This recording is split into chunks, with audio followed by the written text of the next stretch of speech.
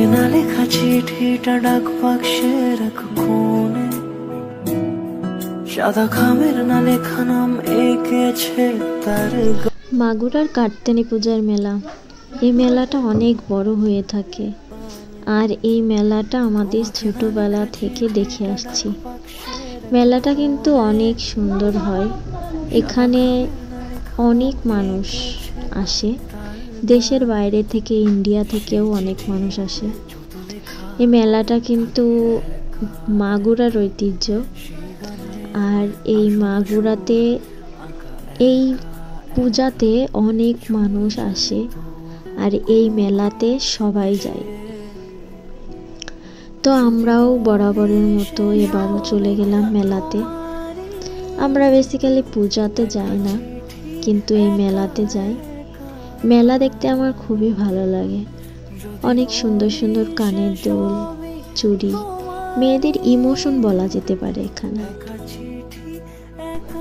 এই মেলার ভিতরে বিশেষ করে এই দোকানটা সব থেকে সুন্দর। আর এই দোকানের কালেকশনগুলো অনেক সুন্দর। এখানে সব থেকে সুন্দর সুন্দর কালেকশন পাওয়া যায়।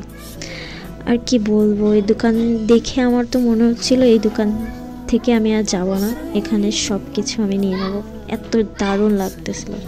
বাট আমি তো কানের দুল পরতে পারি না, কিন্তু ভালো লাগে দেখতে, এটাই। পরে যখন আমরা চলে আসব, আমরা বিকেলে গিয়েছিলাম, তখন লাইট ওপেন করছিল না। তারপরে আমরা যখন চলে আসব তখন দেখি লাইট ওপেন করছে। তো তখন দেখলাম লাইটিংটা অনেক সুন্দর হয়েছে। লাইটিংটা কিন্তু খুবই ভালো লাগছিল। আর এই তো দেখতেই পারছেন কত গর্জিয়াস লাগছে। তো এখানে কিন্তু চুড়ির কালেকশনও অনেক সুন্দর উঠেছিল।